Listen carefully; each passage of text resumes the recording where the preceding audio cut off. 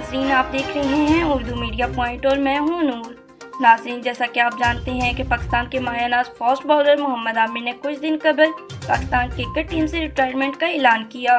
जिसके बाद social media पर एक भूचाल आ गया और मोहम्मद आमिर के फैंस और बड़े क्रिकेटर सामने आ गए और मोहम्मद आमिर को रिटायरमेंट वापस लेने पर फोर्स किया। जी नाज़रीन, इस बारे में मोहम्मद आमिर ने क्या फ़ैसला किया और हुकूमत ने क्या नोटिस लिया, इस तफसील में जाने से कबल आपसे गुजारिश है इस वीडियो को लाइक कर दें, हमारा चैनल सब्सक्राइब कर दें ताकि तमाम वीडियोस आपको बर वक्त मिल सकें। और नाज़रीन, अगर आप क्रिकेट के शौकीन हैं और मोहम्मद आमिर के फैंस हैं तो इस वीडियो को लास्ट तक ज़रूर देखिएगा और शेयर भी कीजिएगा। जी नाज़रीन, मोहम्मद आमिर ने अपनी रिटायरमेंट का इल्ज़ाम पाकिस्तान कौमी क्रिकेट टीम के मैनेजमेंट यानी मिसबाह-उल हक और वकार यूनुस पर लगाया कि उन्होंने मुझे हमेशा नज़रअंदाज किया, जिसकी वजह से मुझे टूर्नामेंट्स में शामिल नहीं किया जाता था। इसी वजह से मैंने रिटायरमेंट लेने का फ़ैसला किया है और जब तक ये मैनेजमेंट है मैं इनके साथ नहीं खेल सकता।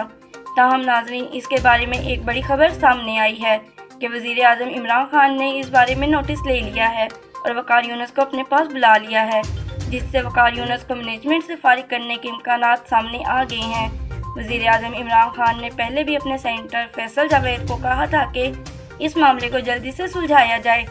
ताहम अभी तक पीसीबी की जानिब से इस बारे में कोई रद्द-ए-अमल नहीं आया,